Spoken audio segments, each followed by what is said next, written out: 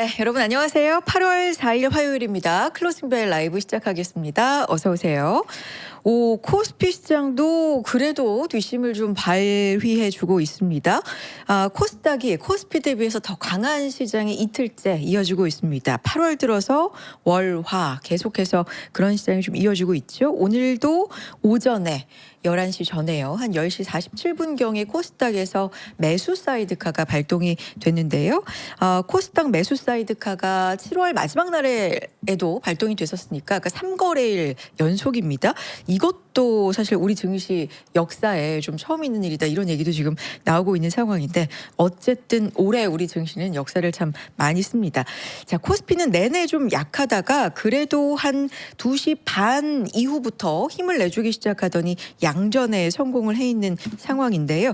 자, 마감 10분 정도 남겨두고 있는 지수 잠깐 확인해 보겠습니다. 코스피 1.43% 현재 상승하면서 6,347선에 있고요. 코스닥은 6% 가까운 상승이네요. 5.86% 상승 780선 회복하는 모습 보여줍니다. 자, 오늘 수급은요. 코스피에서는 개인이 받쳐주고요. 코스닥에서는 기관이 받쳐준다. 이렇게 간단하게 보시면 될 것 같아요. 코스피에서도 상승 종목 수가 760여 개, 하락 종목 수 120개, 월등히 상승 종목 수가 많고요. 코스닥에서도 1,500여 개 종목이 상승, 170개가 하락, 상승 종목 수가 월등히 많은 시장 보여주고 있습니다. 두 분과 함께 시장 해석해 보도록 할까요? 김장열 센터장님과 이권희 대표님 두 분 함께합니다. 어서 오세요. 네, 안녕하세요. 안녕하세요. 네. 코스피 뒷심 발휘해 주는 것 같아요. 오늘도 코스닥의 날이구나 좀 그랬었는데 네네. 2시 반부터 그런 것 같은데 총평 좀 들어보죠. 센터장님. 근데 코스닥은 초반부터 강하기 때문에 네. 그리고 코스피도 초반에 반도체가 조금 이제 10시 정도에 많이 빠져서 그랬지 뭐 변압기라든지 뭐 다른 방산이라든지 기타 등등 또 전체적으로는 화장품도 그렇고 개별 종목들이 많이 올랐어요. 건설주, 원전주 다 이슈가 있죠. 원전 건설 다 이슈가 있습니다. 테마적이기도 하고 정책 관련되는 것도 있고 그래서 올라갈 만한 이유가 분명히 있었고 신나게 달리다 보는데 반도체도 좀 어저께 많이 빠졌기 때문에 미국도 가까스로 플러스는 됐기 때문에 혹시 플러스인가라고 싶었는데 잠깐 하고 마이너스로 갔었죠. 그러니까 아마 창신 메모리 그 공장 짓는 거 뭐 여파라고 누가 또 그러기도 하는데 그걸 떠나서 수급이 그쪽에 많이 몰리진 힘이 없었어요. 다른 네. 섹터 가니까. 하지만 너무 과대하다는 생각들이 갖고 있고 근본적으로 오늘도 어제 오늘 사이에도 반도체 관련돼서는 상당히 좋은 뉴스들이 많이 나왔어요. 생각보다 많이 나왔습니다. 그래서 뭐 아침에 제가 장 시작하기 전에 이제 구독자들 보내드린 거 말고도 장 중에만 한 5가지 이상이 나왔어요. 그것만 해도 아마 제 오늘 세션의 시간 다 갈 것 같은데 네. 뭐 안 좋게 보는 것도 없지는 않지만 4대 1 정도로 압도적으로 좋게 보는 시선이 많았기 때문에 주가가 계속 빼기에는 조금 무리가 된 거죠. 다만 이제 오전에 이제 미국장이 강하지 않았다고 반도체는요. 나스닥이 좋았던 거지. 그렇기 때문에 반도체 메모리 주가가 오전에 팍 튈 때 달라붙는 거는 조금은 약간은 성급했을 수도 있습니다. 그래도 다행히 막판에 그 힘을 제대로 발휘를 조금이나마 해서 많지는 않지만 다행이다라고 말씀을 드리겠습니다. 알겠습니다. 그래도 반도체 좋은 뉴스 뭔지 좀 왜냐하면 장중에만 한 5가지 나왔다 하시니까 좀 궁금해지는데 또 추후에 자세하게 듣도록 하겠고요. 대표님 말씀 좀 들어보죠. 네. 네. 오늘 시장의 흐름은 외국인들이 지금 이제 코스닥은 별개로 보고 코스피가 약했던 이유 자체는 어제 이제 외국인들이 장 후반에 기분 나쁘게 3조 이상, 2조 이상을 한꺼번에 매도하면서 3조 이상의 매도 포지션을 잡았었거든요. 선물에서.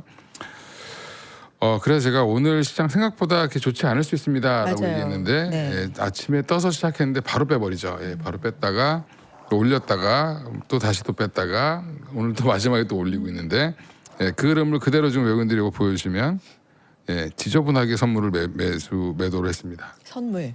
선물의 이제 흐름을 보시면 요거 선물 수급 좀 볼게요. 한번 네. 보여주세요. 이게 외국인들의 흐름인데 조금 사는 척하다가 계속 팔고 사고 팔고를 엄청 열심히 하죠.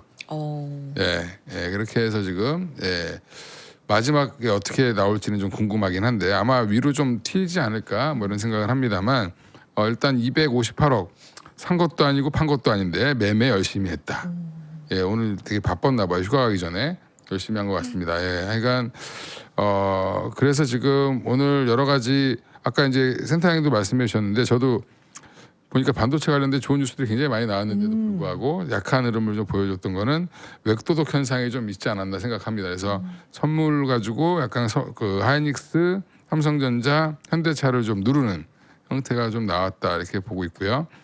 막판에 다행히 이제 올라오고 있어서 장 후반에 괜찮은 흐름이고 코스닥은 바이오가 오랜만에 또 급등을 해줬죠. 네. 그래서 알테오젠이 10% 이상 올라오면서 내일 이제 무상증자 권리락인데 이제 좀 반영을 해주는 건가 뭐 이런 생각이 좀 들고 바이오텍 지수들이 이제 바이오들이 올라오는 거에 대해서 되게 궁금해하실 거예요. 갑자기 왜 이래 얘네 이렇게 생각할 수도 있는데 네.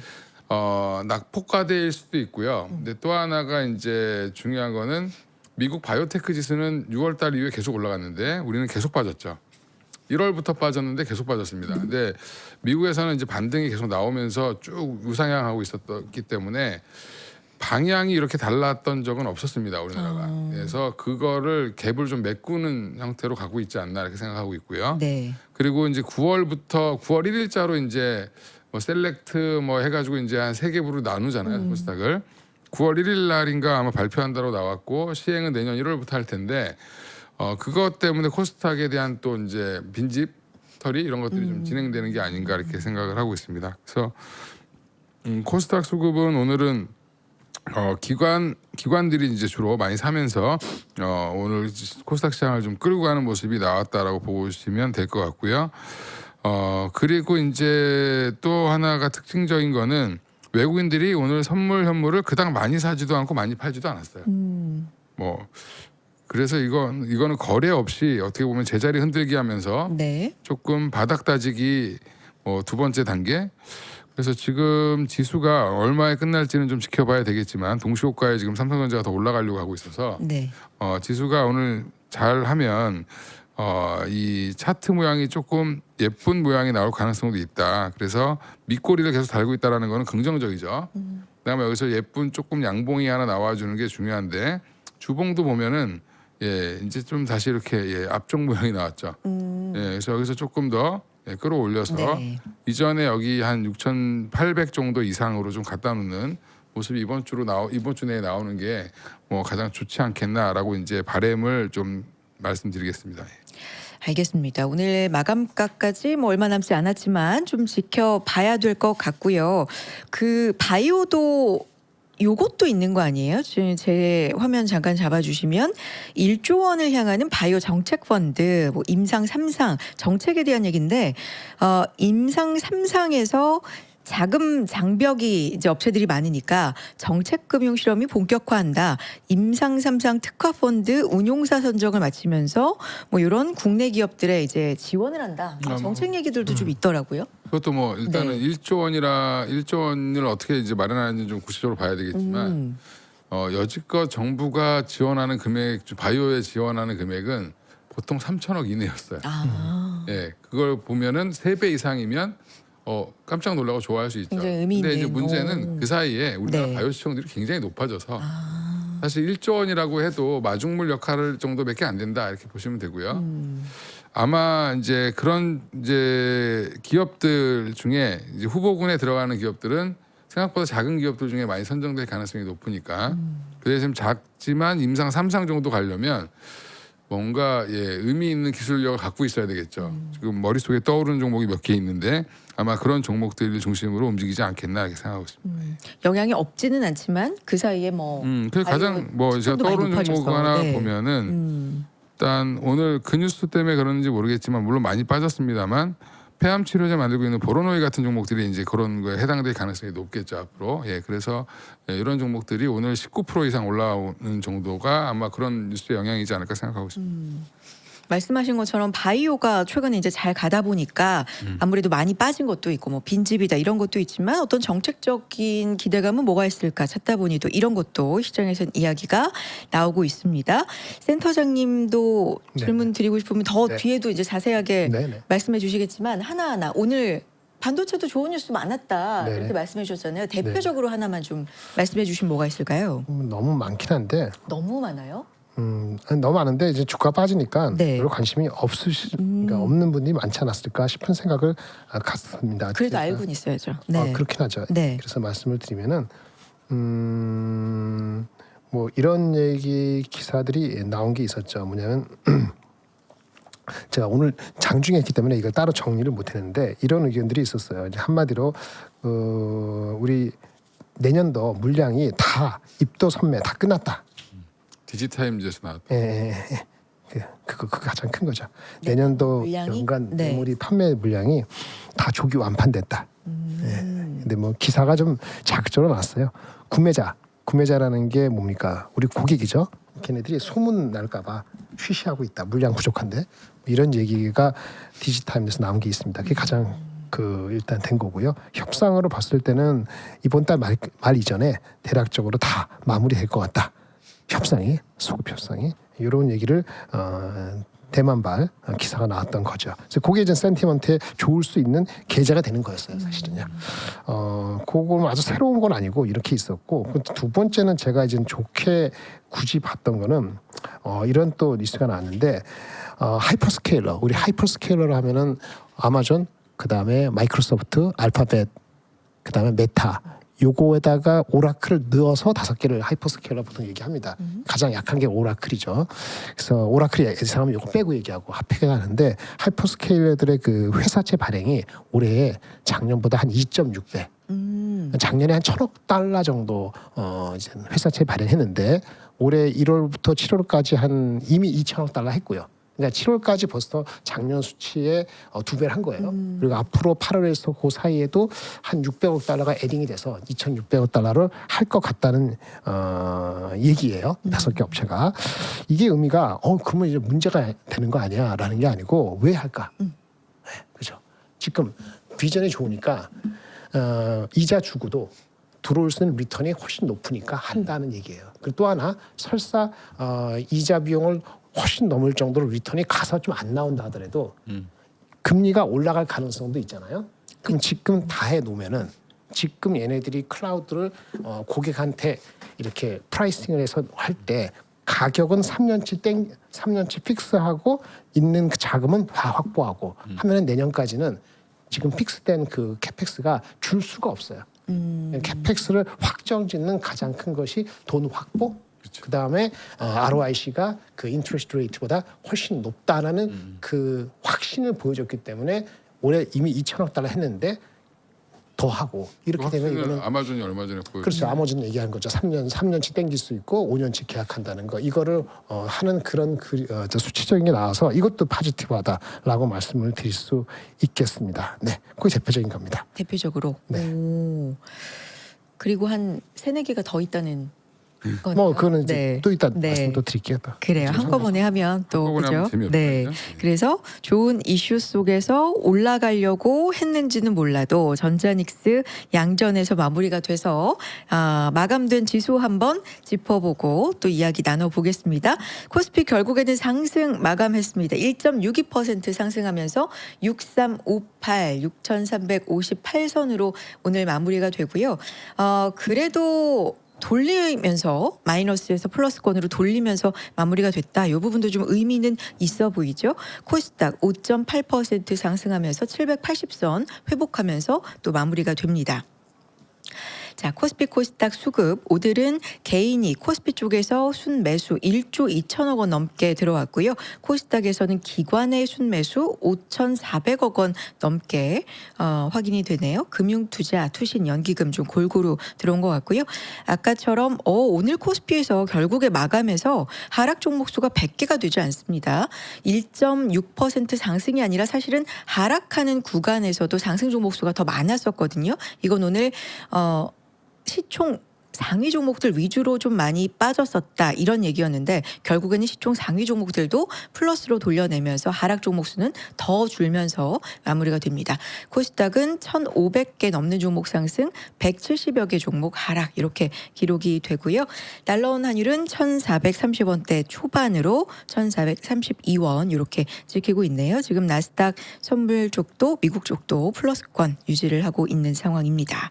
시총 상위 종목들 분위기만 한번 볼게요. 볼게요. 코스피 전자닉스 플러스권 0.2%, 0.64% 이렇게 마무리가 되고요. 스퀘어도 3.4% 상승.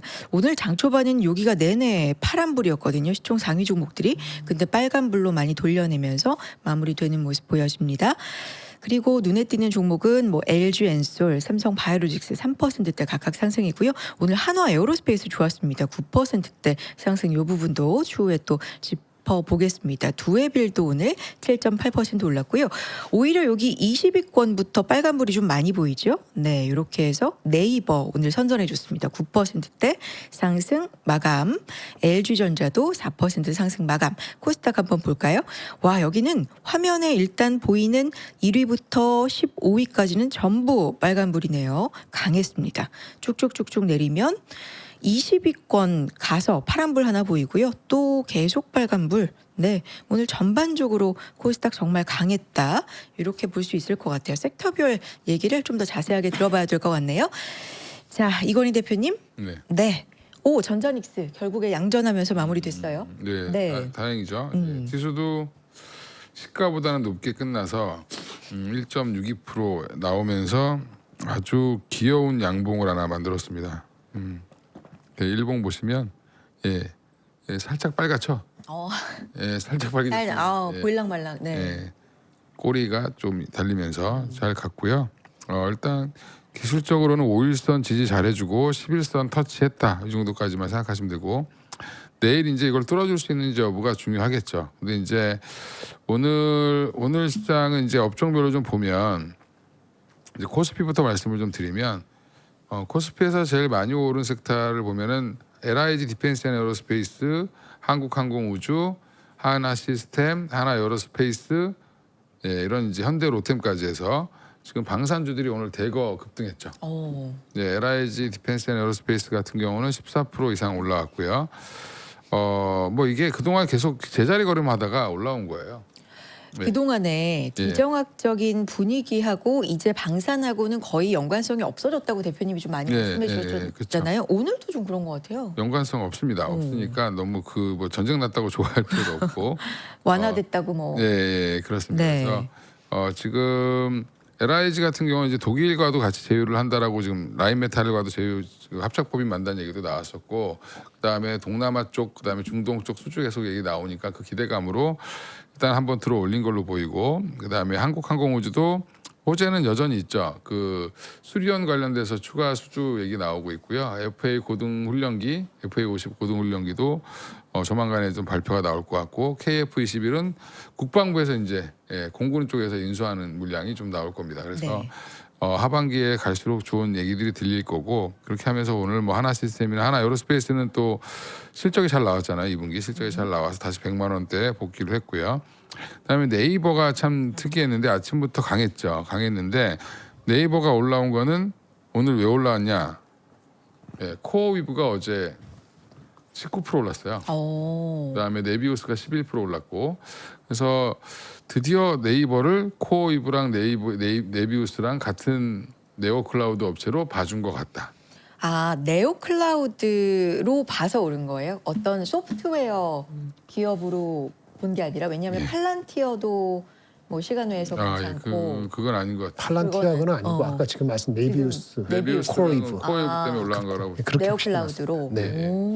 그 어제 발표했잖아요. 그 구조를. 네. 그러니까 엔비디아한테 받은 돈 가지고 한마디로 이제 그걸로 파운데이션하는 이제 합작법인을 이 그 자산운용사랑 같이 설립을 한다라는 쪽으로 발표를 했어요. 그래서 일단은 그 100억 달러 이제 투자 10억 100억 달러죠. 100억 달러 투자 받은 거를 어떻게 어떤 구조로 만들겠다 해서 그런 것들이 나왔기 때문에 일단은 네오클라우드 업체랑 같이 연동되는 가능성이 높다. 네, 그래서 최근에 보면 외국인들이 29일부터 계속 샀죠. 예, 계속 샀습니다. 이제 쭉 보시면 외국인들은 29일부터 쭉 샀고요. 그다음에 기관은 오늘 한꺼번에 샀고, 그래서 일단 네오클라우드 업체로 쳐주는지 여부는 좀 앞으로 지켜보시면 되겠죠. 지켜보시면 되겠죠. 그래서 카카오랑은 좀 다른 분위기로 갔죠. 그렇죠? 예, 카카오는 1%대 상승했잖아요. 그러니까 이게 같은 소프트웨어로 봤으면은 둘 다 같이 올라갔어야 되거나 둘 다 비슷했어야 되는데 네이버는 좀 별도로 더 올라갔다는 거는 그쪽으로 여기는 게 맞다라고 보고 있고요. 그 다음에 이제 오늘 SI 업체 중에 LG CNS, 삼성 SDS 이런 게 이제 소프트웨어랑 관련된 거죠. 팔란티어가 하는 게 결국에는 이제 AI를 최적화시켜 주는 거잖아요. 지금 그래서 삼양식품도 그걸 쓰고 있다고 뭐 우리나라 주요 기업들이 팔란티어랑 일을 많이 해요. 예, 근데 네. 그런 것들을 하겠다라고 선언한 게 삼성 SDS죠. 네. 그래서 이제 우리 전 세계 유명한 그 AI 모델 3개를 다 제휴해서 그 기업에 맞는 것들을 이제 만들어 주겠다. 이제 물론 삼성 내부도 먼저 하겠지만 그다음에 LG CNS도 약간 그런 의미로 이게 오히려 팔란티어도 영향을 받은 거라고 저는 개인적으로 보고 있고요. 그다음에 두산 에너빌리티는 너무 많이 빠졌었죠. 사실 57,000원까지 갔다라는 건 말이 좀 안 되게 많이 빠졌었는데 지금 관련 기업주 중에 EV 에비타가 가장 싸졌습니다. 예, 거기에 지금 원전 관련돼서 계속 얘기들은 나오고 있기 때문에 지금 또 뭐 빌 게이츠가 방한한다부터 해서 여러 가지 얘기가 나오고 있죠. 예, 그러면서 다시 한번 모멘텀을 좀 받는 걸로 보입니다. 방안을 하면 SMI 관련돼서 얘기가 나오고 있죠. 예. 마이크로소프트가 원래 이제 그쪽으로 진행을 하려고 했었기 때문에 그래서 원전 쪽도 네, 영향을 받는. 그렇죠. 예. 네. 그리고 에너빌리티 좀 억울한 게 네. 물론 실적 대비 주가는 비싸죠. PER로 계산은 비싼데 지금 수주 잔고량은 계속 늘어나고 있거든요. 가스터빈, 증기터빈 다 좋고요. 그다음에 주기기도 계속 지금 증가하고 있고 수주는 계속 늘어나고 있는데 주가는 거꾸로 갔다. 예, 그다음에 SDI도 오랜만에 그때 2분기 실적 좋았는데 덜 올라갔다가 오늘 확 급등하는 모습이 좀 나왔죠. 예. 그다음에 ENA도 지금 오늘 7.5% 올라왔는데 이것도 아마 반도체 관련된 것들과 같이 연관이 돼 있지 않나. 물산과 ENA는 아마 이제 앞으로 공장 지을 때마다 조금 수혜를 받을 가능성이 높고요. 이게 뭐 지금 중동 재건 관련된 거냐라고 보기엔 조금 어렵겠죠, 그죠? 네. 재건? 그다음에 네. 이스페타시스 이런 기판주들 워낙 많이 빠졌으니까 이건 낙폭과대에 의한 반등으로 보고 있고 아까 이제 우리 센터님 말씀해주신 효성중공업, 현대일렉트릭도 오늘 강했습니다. 6%대 상승 나왔고 대한전선까지 지금 전력기기들이 올라온 이유 중에 하나는 반도체가 돌아선 것도 있지만 덜 빠진 것도 있지만 AI 데이터 센터에 대한 기대감도 있겠지만 또 하나가 지금 폭염 때문에 난리죠. 아, 전 너무 세계. 더워요. 예, 그래서 오늘 전력 관련된 종목들이 많이 올라가지 않을까. 특히 친환경 그랬더니 OCI가 14% 이상 급등했고요. SK 이터닉스도 19% 올라왔고 전력기기들도 올라왔죠. 그래서 지금 미국, 유럽, 우리나라 지금 다 난립니다. 예, 북반구에 있는 대부분 국가들이 지금 이 더위 때문에 난리인데 우리나라는 전력 수급이 괜찮다고 하는데 지금 유럽이랑 미국은 위기 상황이죠. 예, 그리고 또 유럽은 또 뭐가 문제냐면 그나마 버텼던 게 에어컨 많이 안 틀어서 버텼는데 이제 에어컨 달으려고 하는 사람들이 너무 많아졌다. 에어컨 거기는 보급률이 좀 많이 낮은 편인데 그죠? 특히 독일 같은 경우는 거의 에어컨을 안 쓰는데 네. 거기조차도 지금 에어컨을 달려고 하는데 하나 달려면 4천만 원 든다 그러네. 우리 돈으로요? 예. 허가 받고 뭐 하고 하는데 인건비도 비싸고 예. 그것도 절차도 복잡하죠. 그래서 에어컨 하나 달려면 프랑스 같은 경우도 한 3개월 걸린다 그래요. 근데 계속 이렇게 더우면 거기도 좀 바뀌지 않을까요? 뭐 법도 예, 그래서 그렇고. 지금 유럽은 지금 좌파와 우파의 대립이 에어컨으로 지금 나눠졌습니다. 예, 우파는 에어컨 달자, 완화해야 된다. 이제 좌파는 근본적으로 기후 유럽이 문제를 좀 신경을 많이 예, 쓰잖아요. 네. 해결을 해야 된다. 환경 문제를 좀 해결해야 된다. 친환경으로 더 가야 된다. 이렇게 지금 서로 주장을 하고 있다라고 합니다. 예, 그리고 지금 삼양식품도 팔란티어를 활용해서 그런지 모르겠지만 실적이 더 좋아질 거라는 기대. 그래서 오늘도 리포트가 하나 더 나왔는데 목표가 180만 원짜리 나오면서 120만 원까지 오늘 반등이 나왔습니다. 여기 지금 밀양 공장부터 공장 되게 효율화 쪽에 되게 집중을 하고 있는 것 같아요. 그래서 2분기 영업이익도 한 1,776억 정도 추정된다라고 얘기하는데 지금 가이던스가 얼마냐면 1,773억인데 가이던스가 거의 부합할 걸로 예상을 하고 있는 것 같습니다.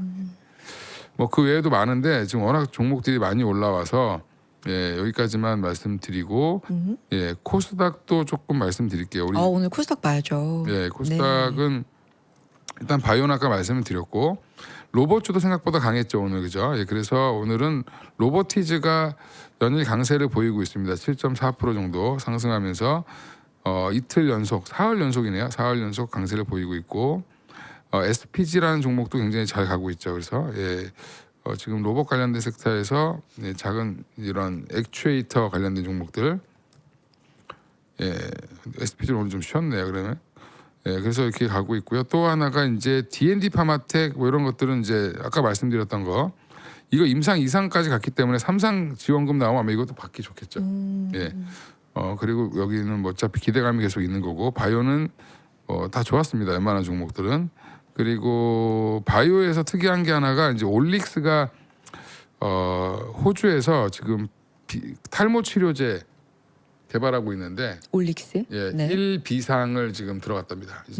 1 그러니까 그다음에 임상 2상을 빨리 진행하겠다. 뭐 이렇게 지금 얘기를 했고요. 근데 일상은 주가 영향이 거의 없지 않아요? 1비상? 그러니까 1상을 두 번 나눠서 하는 거죠. 예, 네. 예, 그래서 이제 이게 1상은 보통 이게 독극물인지 아닌지 인체에 유해한지 무해한지 이런 거 실험하는 거거든요. 예, 그 정도 보시면 되고 2상부터 약효를 좀 보니까 2상이 조금 더 중요하겠죠. 네. 예, 그리고 지금 그 외에도 소부장단에서는 동진세미캠이 오랜만에 한 4% 이상 상승했고요. 예, 그리고 제주반도체가 오늘 7.5% 상승을 했습니다. 유진테크 3.6%. 그래서 지금 등락률로 보면은 제일 많이 올라온 게 에임드바이오고 D&D 파마텍 주로 이제 바이오 쪽이 많이 있고요. RFHIC 이제 어제 제가 수출 데이터 말씀드리면서 통신 장비 쪽 괜찮을 것 같다 그랬는데 이게 통신 장비로 올라온 게 아니라 오늘 보니까 방산으로 올라온 것 같아요. 아. 네, RF 머티리얼즈가 상한가를 갔습니다. 네. 자회사가. 네, 그러면서 RFHIC가 12.3% 올라왔고요. 그 외에도 대한광통신 오늘도 좋았고요. 어제 이어서 지금 뭐 CPO 관련된 이제 그런 얘기들이 자꾸 나오니까 뭐 얘기가 나오는 거 보이고 그 외에도 보면은 뭐 고영 같은 종목들이 오랜만에 8% 이상, 리브스 매드도 한 8.5% 올라오면서 이쪽이 이제 로봇 팔 뭐 이제 수술 관련된 것들이잖아. 그쪽이 조금 강했습니다. 그 외에도 반도체 랜드 검사 장비하는 샘 CNS 같은 회사들도 다시 조금 더 올라왔고요. 아 오늘 뭐 이렇게 많이 올라왔습니다. 그래서 올라오니까 볼 종목이 너무 많네요. 근데 소부장은 생각보다 조금 상대적으로 그렇게 강하진 않았던 것 같아요. 예, 그래서 예, 조금 그쪽은 예, 여기 샘 CNS는 맞아요. 예, 제가 잘못 말씀드렸네요. 프로브카드용 세라믹 STF 만드는 회사고 이거 소재단입니다. 예, 검사할 때 들어가는 거 맞는데. 그 외에도 뭐 휴젤도 오늘 7.9% 올라왔고 예, 미용기기 쪽도 굉장히 휴젤이 오랜만에 예, 조금 들어 올렸어요. 보시면 되게 모양이 좀 안 좋았잖아요, 그죠? 예. 그래서 지금 오랜만에 뭐 에코프로도 좀 올라오고 6% 가까이 올라왔고요. 뭐 오늘 YG 에코프로 도 머티 이거 실적 발표 있지 않았어요, 대표님? 에코프로 머티. 에코프로 머티. 예, 제가 머티에 별로 관심이 없어가지고 예, 죄송합니다. 영업 손실 났네요. 적자 그러니까요. 지속. 예. 그럼에도 뭐 네. 근데 에코프로는 네. 영업이익이 329억이 나면서 전년 대비 102% 증가했습니다. 예, 그래서 오히려 에코프로가 오히려 좀 오늘 좀 좋은 흐름을 보였던 거는 실적이 잘 나와서 였다라고 생각하시면 되고요. 네.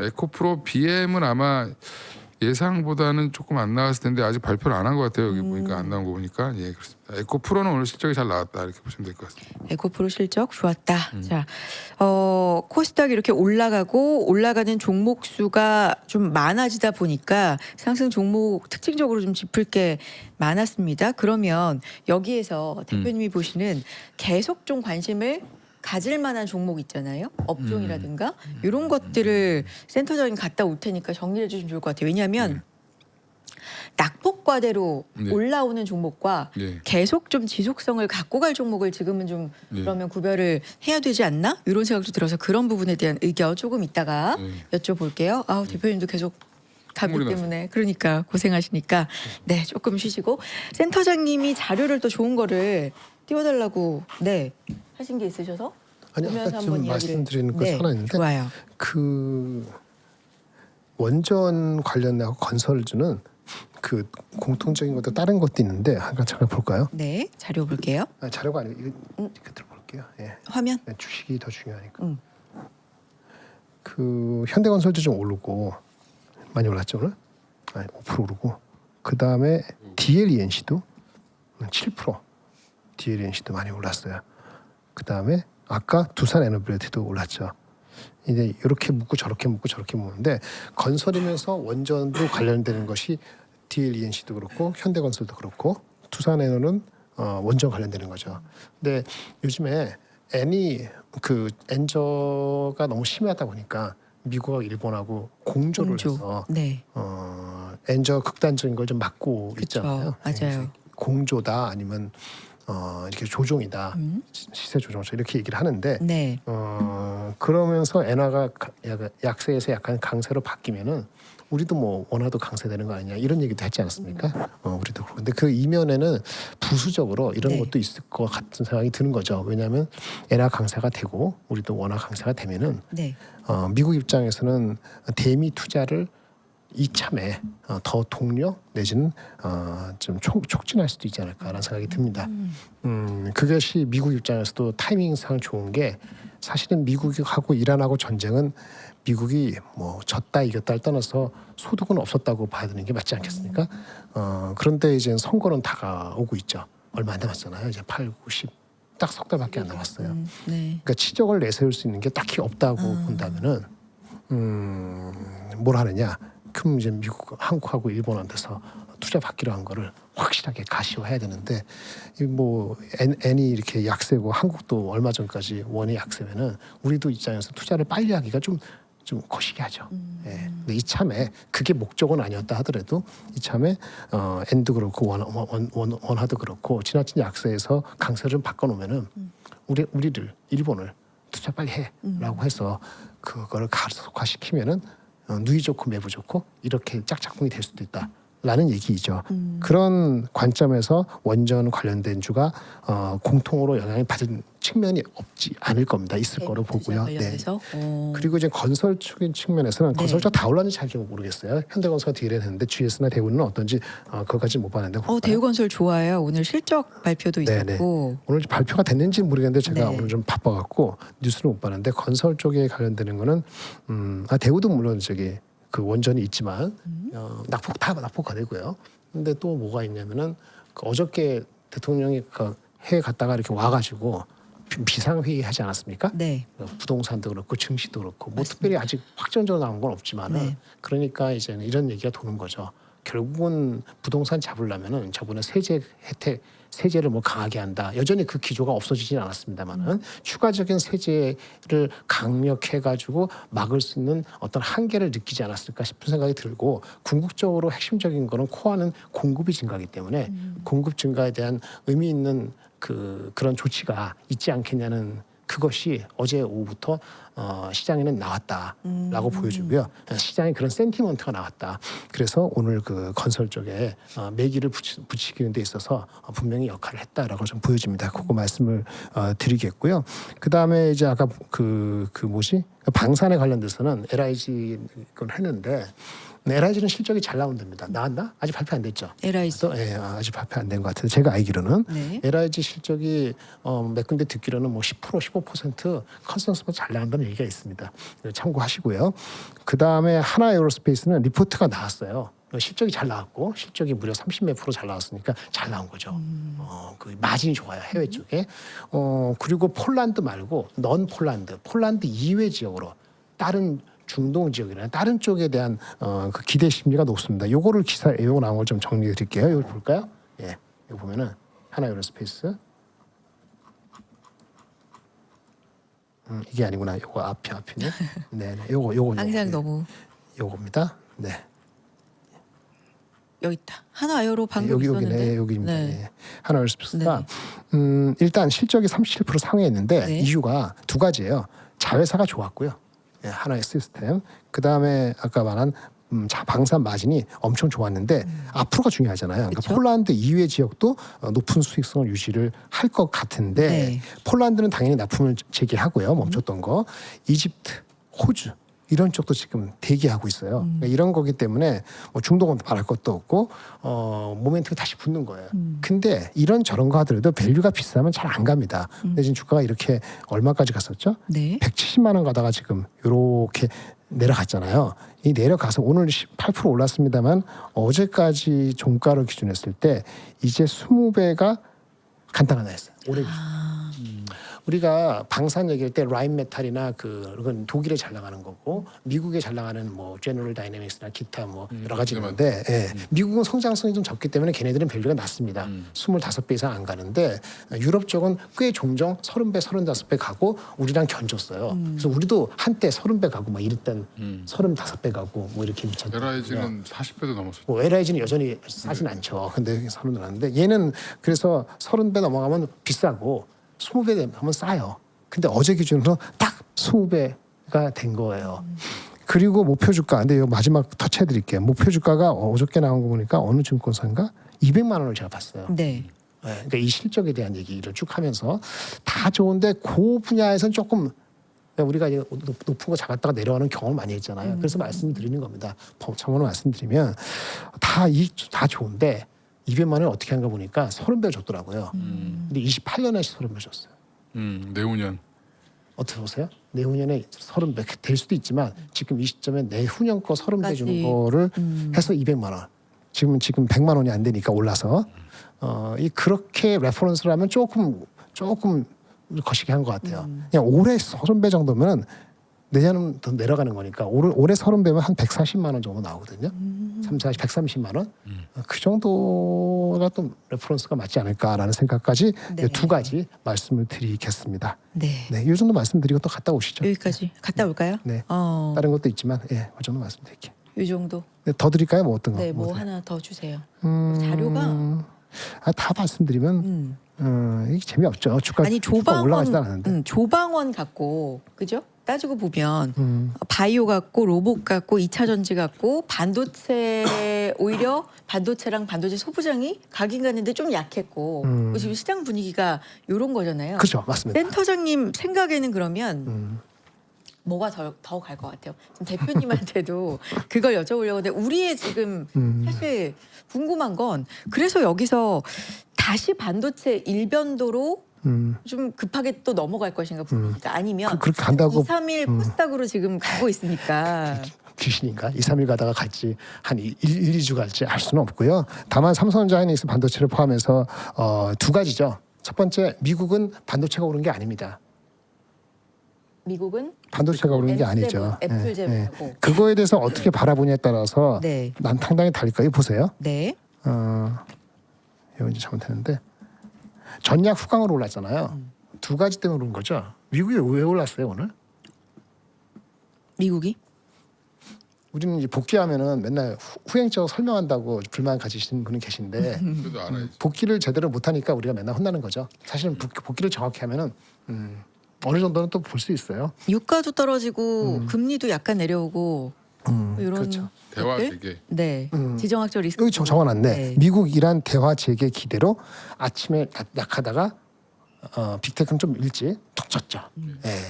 그런데 같은 위험 자산을 선호하더라도 예전 같으면 반도체가 더 칠 수도 있는데 왜 빅테크가 무려 4%씩 이거 보세요.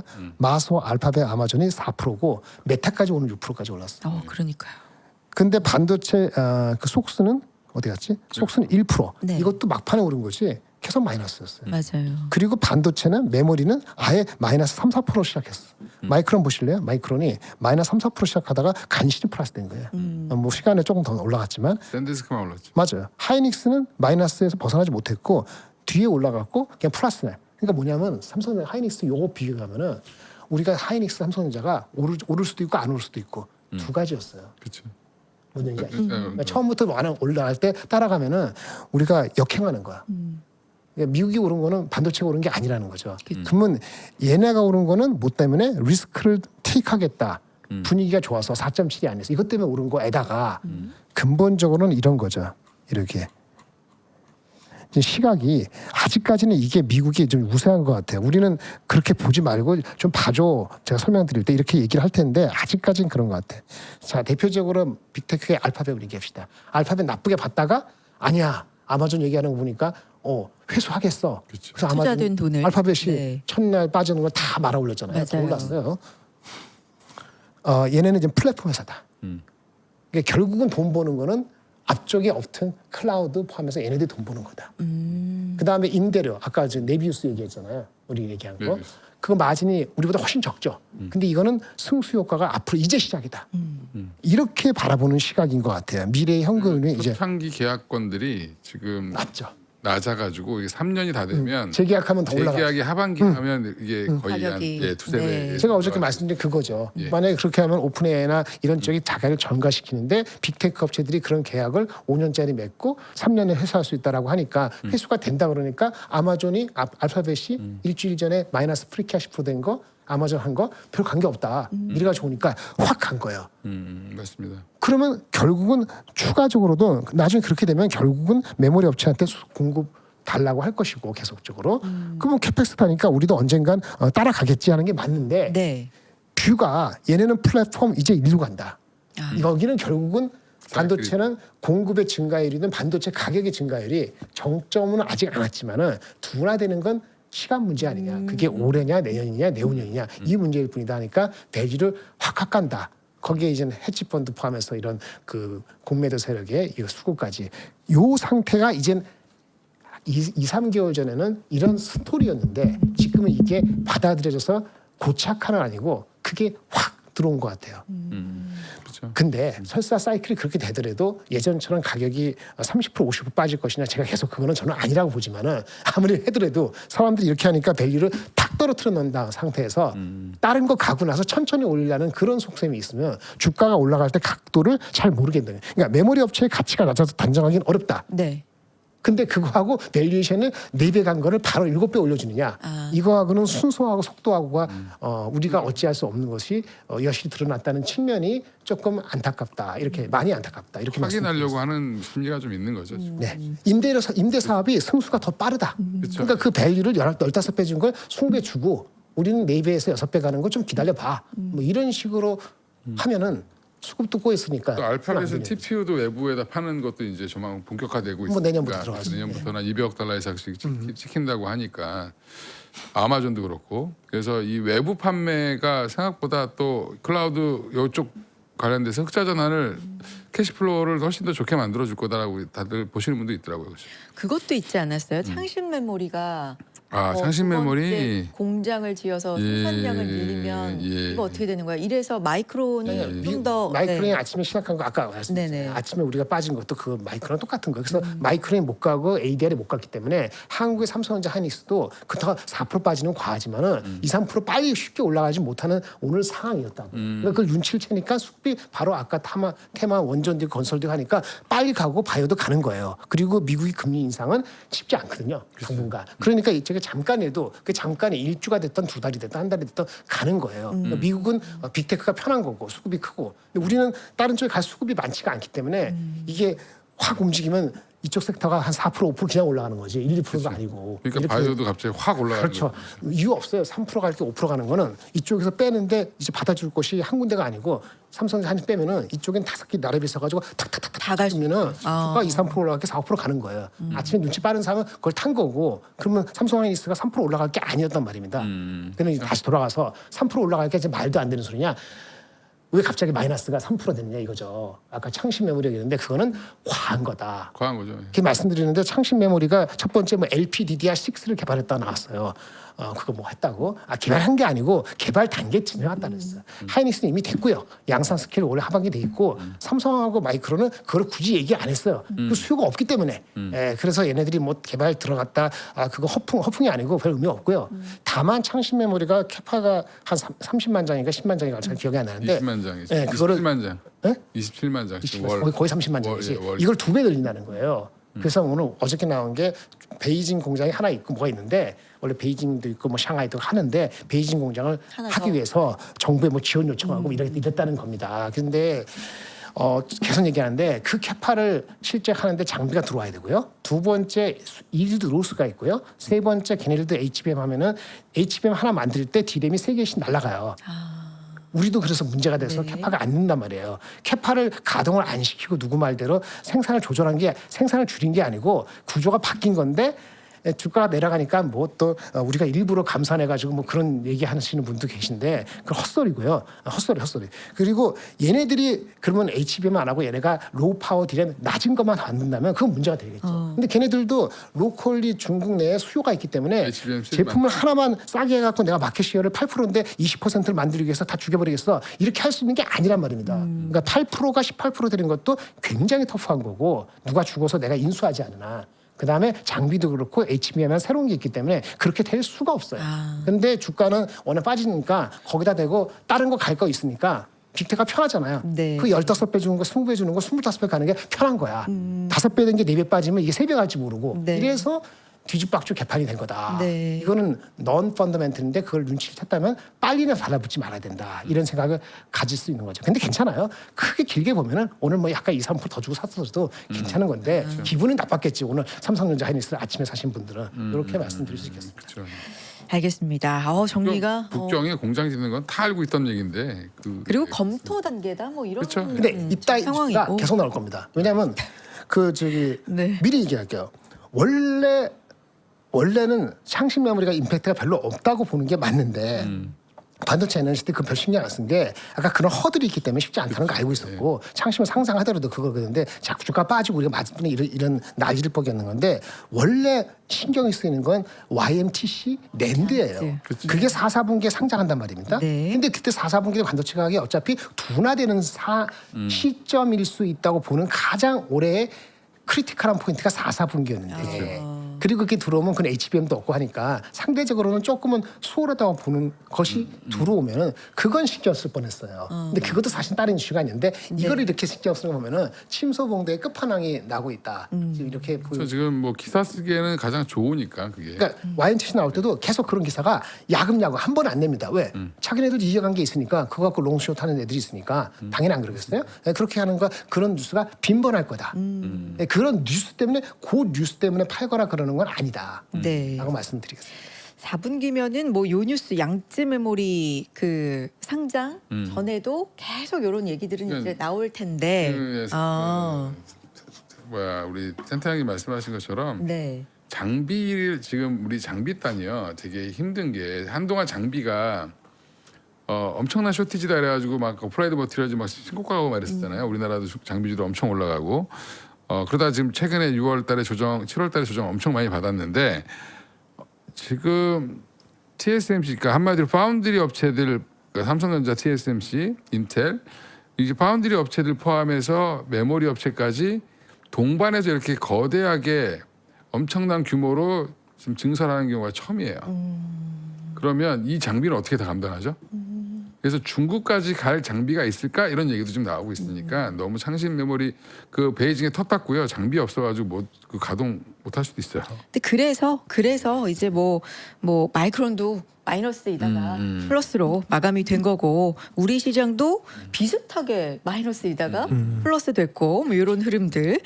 자, 알겠습니다. 대표님께도 질문 드린다고 했는데 10분에는 선물 수급 확인해 주셔야 되니까 한 3분 동안 발언해 주시면 되겠네요. 어떤 섹터가 갈까요? 지금 고민이 뭐냐면 많이 지금 손실 구간에 있는 것들이 올라오고 있단 말이죠. 바닥에서. 그죠? 네. 그럼 이거를 어느 정도까지 기다려 줘야 되는가? 반도체, 비반도체 이렇게 큰 탄력도가 언제까지 갈 것인가? 간다면 뭐가 더 잘 갈 것인가? 뭐 이런 여러 가지 생각이 지금 들어요. 그럴 거를 다 무당한테 물어봐도 모를 것 같아요. 알 수가 없어요. 예. 미래를 알 수 있는 사람은 아무도 없다. 예, 근데 미래를 찍어주시지 못해도 그냥 대표님의 생각을. 근데 지금 당장 떠오르는 거는 전력기기일 것 같아요. 전력기기. 네, 왜 그러냐면 당장 지금 이번 여름이 끝난다고 해서 폭염이 끝날 것 같냐? 생각보다 오래 갈 것 같습니다.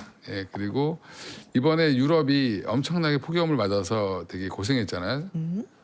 그럼 그 사람 항상 제가 뭐라 그랬죠? 모든 인류는 소 잃고 외양간을 고치기 때문에 이러면 더 뭐 그쪽에 좌파든 우파든 에어컨을 달든 신재생을 강화하든 결국엔 그러면 전력 관련된 건 무조건 증설해야 되겠죠. 원전을 때려 짓든 뭐 아니면 태양광을 더 깔든 아니면 변압기를 그러니까 만약에 이제 이러다가 만약에 불도 지금 많이 나잖아요. 불 한 번 나면 그 일대 전력 설비가 다 망가집니다. 그러니까 이제 이런 수요들이 엄청 많이 늘어날 것 같다. 그래서 AI 데이터 센터로만 우리가 봤던 전력 기기랑 이 원전 뭐 이런 쪽을 원전이 아니라 이제 그 신재생 쪽을 기후 위기로 봐야 될 가능성이 높다. 아, AI 뭐 전기 부족하다 요 내러티브만 우리가 봤었는데 그거보다 더 큰 게 있죠. 기후 생존. 위기로 생존. 더 좀 넓게. 예, 넓게 보면 수요는 더 늘어나겠죠. 예, 그래서 그런 내러티브까지 붙으면 초창기 원래 전력 기기가 올라갈 때 내러티브는 미국의 노후화된 전력 설비였어요. 교체하는. 예, 네. 그것도 근데 교체가 다 됐을까요? 다 안 됐어요. 예, 그러니까 그런 부분들까지 미국도 지금 난리거든요. 예, 더워서. 예, 그거 관련돼서 보면 이제 유럽에서 에어컨을 달기 시작한다든지 정책들이 나오겠죠. 어떻게 됐든지 간에. 네, 그런 것들을 감안했을 때 태양광도 좀 많이 빠져 있고 그다음에 전력기기도 많이 빠져 있으니까 이쪽에 조금 집중해 보시는 건 어떨까?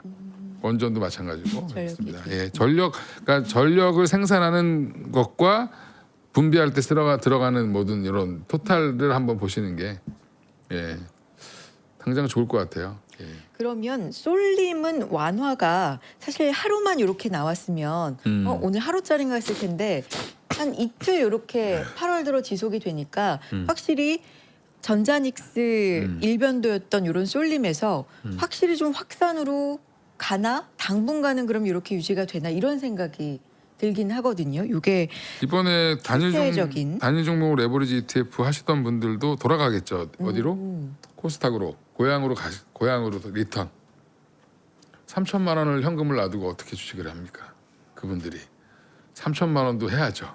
예, 그럼 어디로 갈까요? 수익률 좋은 코스닥으로 많이 가겠죠. 예, 그래서 뭐 저는 삼성전자 하이닉스가 변동성은 점차 줄어들 가능성이 있다고 봐요. 예, 그래서 이런 것들이 조금 완화되고 지금 뭐 많이 털렸다고 하잖아요. 거래량도 급감하고 있고 이제 그런 과정을 거치면서 전자닉스는 좀 이슈가 있을 때 좀 올라가지고 이슈가 없을 때 좀 빠져주는 그런 형태로 빠져주거나 좀 쉬어가는 국면이 이렇게 오늘처럼 나올 수 있다.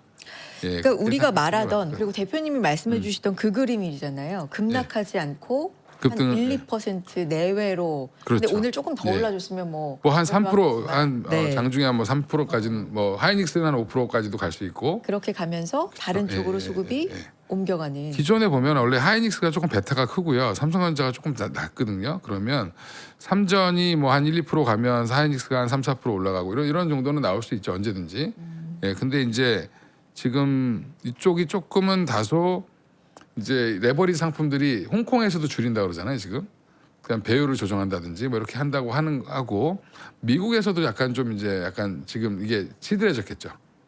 왜냐하면 레오폴드 이번에 급락을 한번 있었고. 맞았기 때문에 그쪽도 네. 예 그래서 전반적으로 삼성전자 하이닉스에 대한 그런 파생 상품들의 거래 자체가 좀 줄어드는 모습이 나오면 뭐 좀 그러면 이제 여기가 재미없다라는 걸 알면 어디로 갈까요? 재미있는 데로 가겠죠.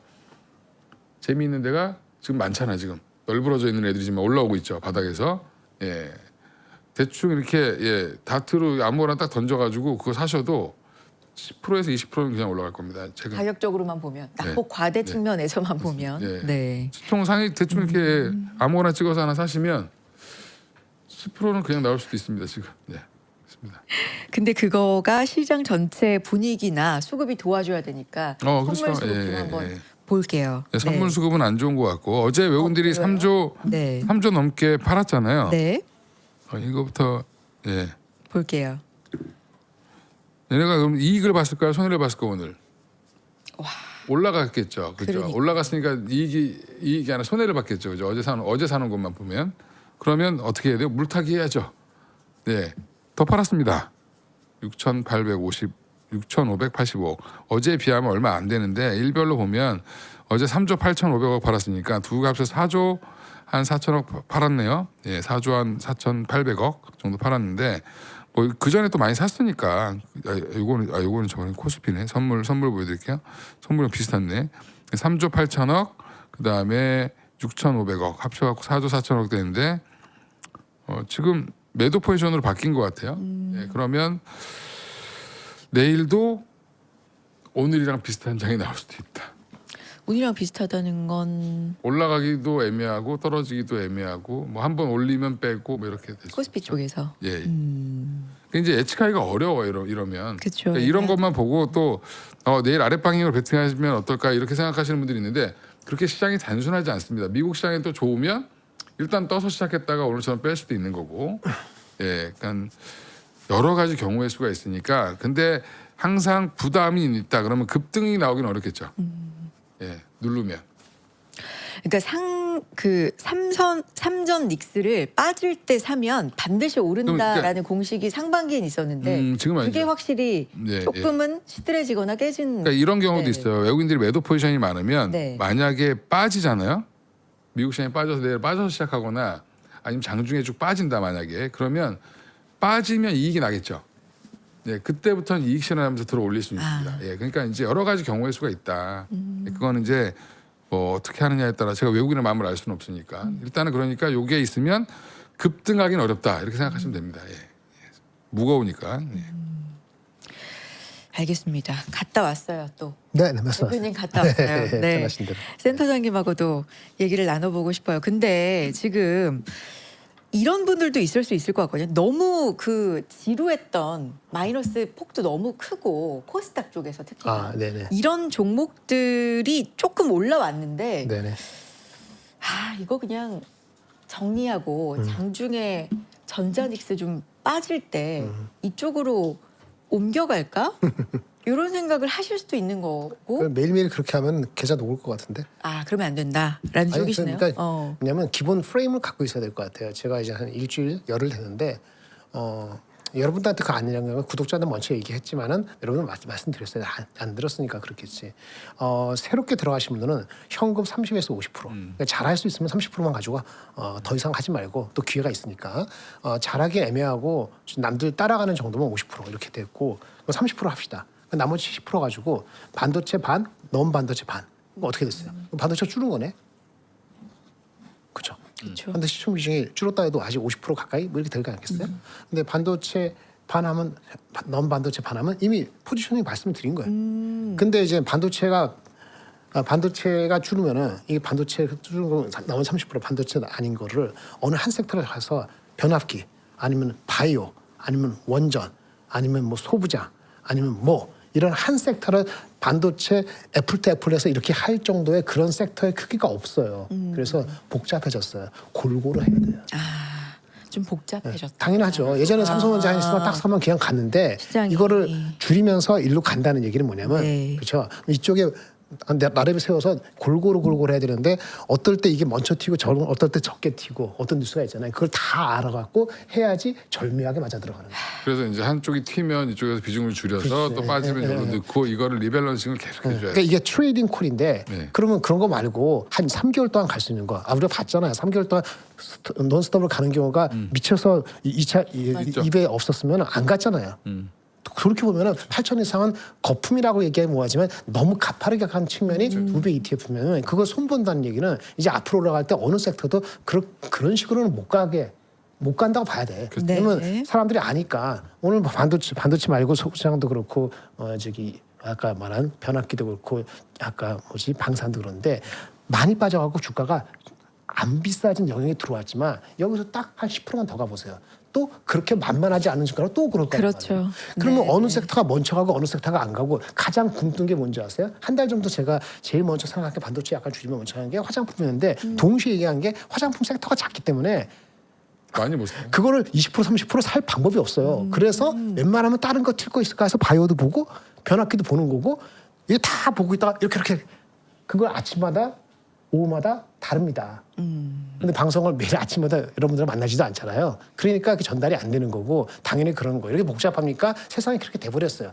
그리고 이 복잡해지기 전에 거는 외국인이 봤을 때는 한국은 오버됐다고 본 거고 지금은 아예 배율을 6배는 커녕 이렇게 주는 거니까 그걸 피해서 다른 쪽으로 간다면 이제는 우리도 다른 섹터 역시 마찬가지로 오버되지 않을 정도로 골고루 그거에 따라서 움직이를 해야 되고 그렇지 않으면은 아까 삼성전자 하이닉스가 너무 싸졌을 때 이상하게 빠질 때 그때는 주춤하지. 주춤하면 결국 올라갈 겁니다. 저는 위냐 아래냐 물어보면 위에요. 삼성 하이닉스. 근데 문제는 상황이 바뀌었기 때문에 얼마나 빨리 올라갈지는 알 도리가 없다는 거죠. 이렇게 말씀을 드리고요. 아까 변압기를 말씀드려서 좋은 포인트 딱딱 할게요.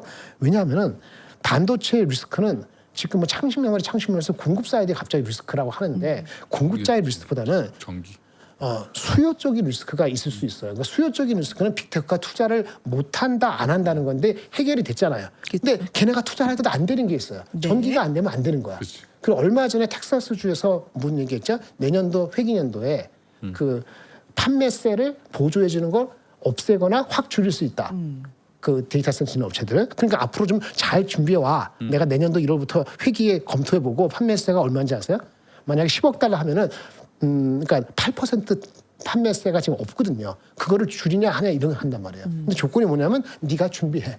우리 여기 커뮤니티에 고용을 몇 명을 하고 전력을 어떻게 하고 더 구체적으로 확실히 가져오라. 그러면 당연히 근데 그게 부족해서 안 돼. 그럼 투자를 하고 싶은데 투자를 덜 할 수밖에 없어. 이렇게 네, 되면 네. 우리 반도체가 이 시나리오가 걸리는 거잖아요. 네. 근데 그게 더 이슈가 돼서 고지가 있기 때문에 그거를 해결하기 위해서는 어떻게 해야 되죠? 판매세가 없앤다는 게 중요한 게 아니고 그거를 만족시키기 위해서 전적이 더 필요하다는 거로 규격을 내는 거예요. 근데 지금 주가가 엄청나게 빠져갖고 목표 주가 대비 반토막 났잖아요. 뭐 저기 효성중공업 포함해서. 그러니까 얼마 전까지 450만 원에서 400만 원까지 간 주가니까 지금은 싸지. 근데 이제 예전처럼 쉽게 또 400만 원 갈 것이냐? 이거는 다르다는 거죠. 반도체 가면 가격이 또 이제 또 그렇죠. 가격이 지금은 괜찮다 이렇게 말씀을 드린 거. 그게 어느 정도인지는 사실은 신과 네. 우리 앵커 우리 이 대표님의 스킬을 잘 들으셔야 될 것 같아요. 네. 전 잘 모르니까. 길이 없고요. 예, 요그 익숙한 장이 온 거죠. 주식 오래 하신 분들한테 익숙한 장. 이게 상반기가 어떻게 보면 누군가의 시각으로는 그게 비정상이었고 이게 약간 정상화가 된다? 상반기에는 투자가 되게 쉬웠죠, 그냥. 그러니까요. 지금 채팅창에도 좀 난이도가 올라갔다라고 하시는 이제 시청자분들 많아요. 이제 하반기는 네. 전문가 장이죠. 예, 그러니까 약간 조금 단순하지 않다. 단순하지 않습니다. 그래서 방망이도 생각보다 짧게 잡으셔야 되고 한 번 사면 이거 쭉 갈 거야 이런 섹터가 생각보다 안 나올 수 있어요. 조금 단순하지 않은 장이 됐기 때문에 뉴스나 분위기나 이런 것도 조금 더 따라가 보셔야 될 것 같다라는 생각이 드는데 그런 와중에 저희도 광고 타임 한번 갖고 시장 얘기 또 이어가도록 하겠습니다. 자, 먼저 LG 그램 11세대 테라급 이 제품부터 소개를 해드리죠. 확실히 그램은 그냥 이렇게 잡을 때 다른 것 같아요. 사이즈가 작은 건데도 테라급이에요. 예. 그죠? 메모리가 테란가? LG 그램 네 11세대 테라급 최초 87만 원이고요. 핫딜가입니다. 나쁘지 않아. 87만 원이고. 네, 램 16GB, SSD 1TB인데요. 한 손으로 가볍게 들 수 있다. 999g이네요. 진짜 맞아? 제가 재봤는데 맞습니다. 진짜요? 제가 저거 똑같은 거 쓰니까 맞는데 중요한 거는 마우스랑 이거 전원 합하면 1kg 넘죠.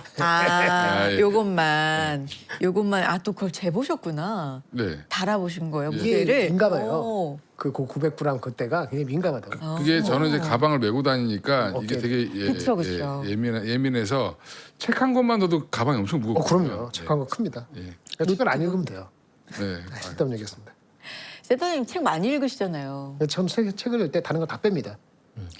그래서 네, 딴 얘기인데 센터장님은 정말로 그 스트레스를 독서로 푸십니다. 네, 이건 진짜예요. 어쨌든 네, LG 그램 11세대 선명한 IPS 풀 HD 디스플레이고요. 윈도우 11도 설치가 완료돼서 바로 사용이 가능하고요. 구매 시에 중요한 거는 샤오미 요즘 너무 더우니까 USB 미니 선풍기도 증정을 해드립니다. 자, 요즘에 부품값 비싼 거 뭐 다들 너무 잘 알고 계시죠? 이렇게 깔끔하고 가벼운 그램 나 바꿀 때가 됐었는데 하시는 분들은 이 기회 활용해 보셔도 좋을 것 같습니다. 이렇게 안내를 해드렸고요. 87만 원대로 48%나 할인된 가격으로 가지고 거예요. 왔습니다. 14인치. 14인치. 네. 네. 요게 들고 다닐 때 제일 좋습니다. 14인치. 노트북을 들고 다니셔야 되는 업무가 있으신 분들이 많으시죠. 네, 그런 분들은 좀 가벼운 게 최고니까. 자, 다음으로 갑니다. 대상에서 나온 볶음 요리 가지고 왔는데요. 6팩을 드립니다. 원래 4팩 드리는데 거기 2팩 플러스 추가로 해서 최초 2만 원대 구성이에요. 29,900원, 35% 할인된 가격이고요. 총 9인분입니다. 한돈 사용했고 순살 닭고기 사용했고요. 1인분에 3,322원 꼴인데요. 제육 볶음 4팩, 닭갈비 2팩 더 이렇게 드리는 거예요. 골고루 주신 것 같네요. 닭갈비도 주시고 저희한테는 제육도 주시고 남성분들의 소울푸드가 제육이라고 유튜브 쇼츠 보면 많이 나오던데 맞아요? 그게 먹을 게 마땅하지가 않으니까 어디 밥집 가면 그냥 제육으로 통일한다고? 근데 여성분들도 제육 좋아하시는데? 성차별이지. 오, 남자만 아무나 좋아. 저도 제육 좋아하고. 네, 여기 근데 닭갈비하고 제육 골고루 주셨네요. 한번 드셔보셔 주시고 맛 표현 좀 부탁드립니다. 밥이랑 닭갈비는 되게 부드럽고 닭갈비. 제육은 그냥 쫄깃쫄깃해요. 그냥 제육의 맛이에요? 아니, 우리가 먹던? 고기가 되게 씹는 맛이 있어요. 제가 제육을 한번 먹어보죠 그러면. 닭갈비는 부드럽고 그다지 맵지 않은데요. 음. 제육도 그리고 별로 안 짜요. 맵지 않고 간이 적당한 것 같습니다.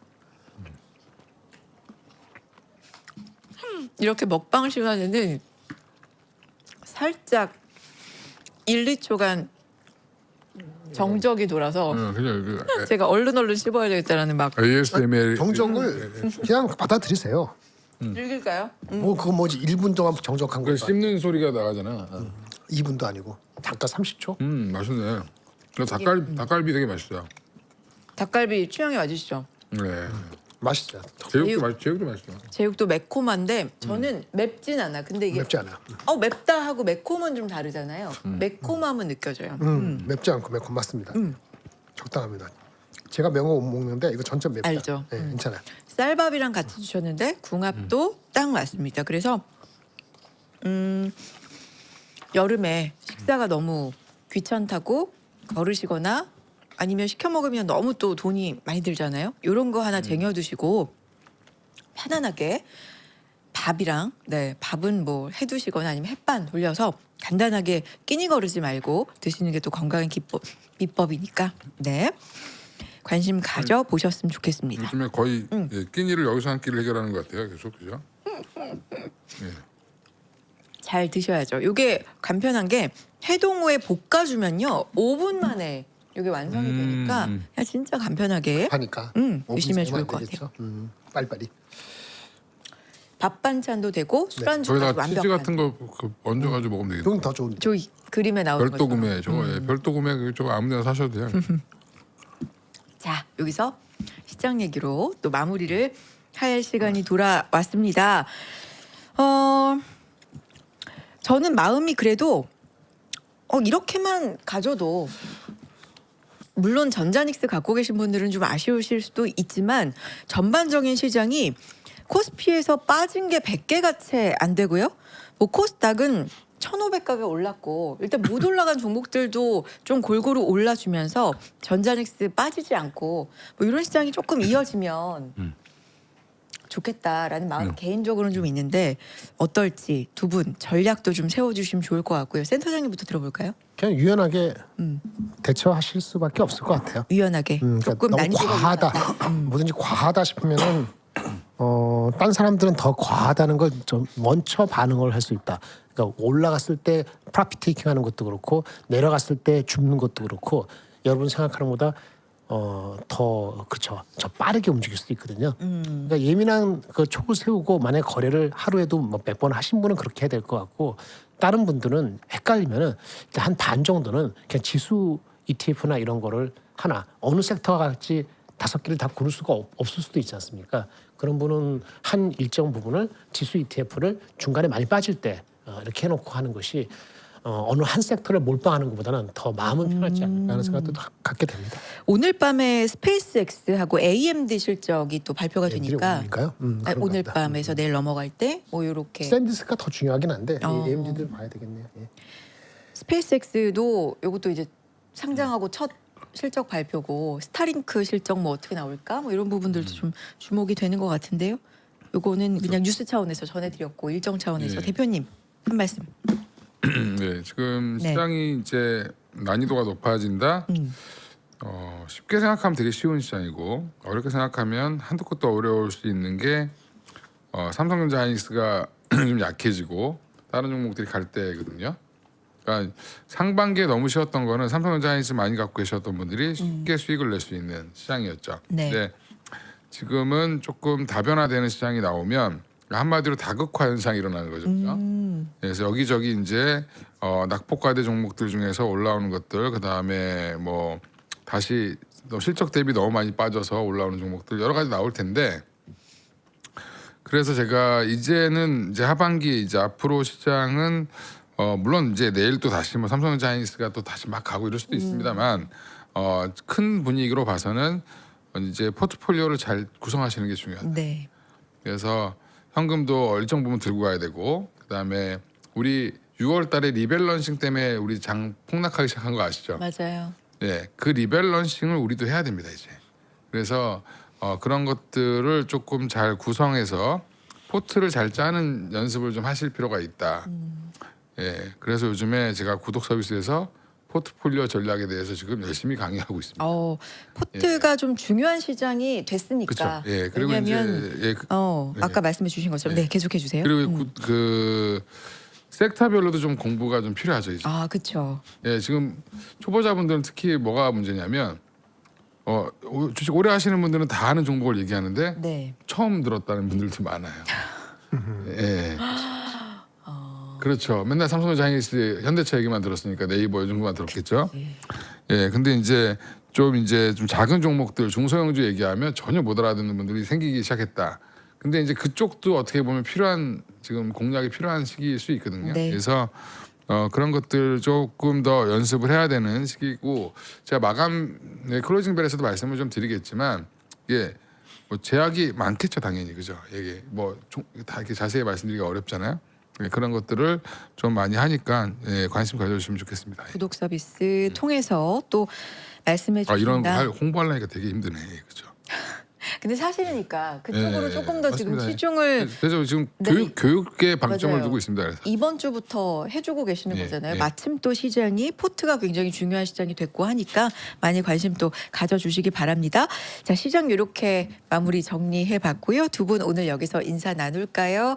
유니스토리 자산운용 김장열 센터장님과 위즈웨이브 이건희 대표님 두 분 고맙습니다. 감사합니다. 네. 감사합니다.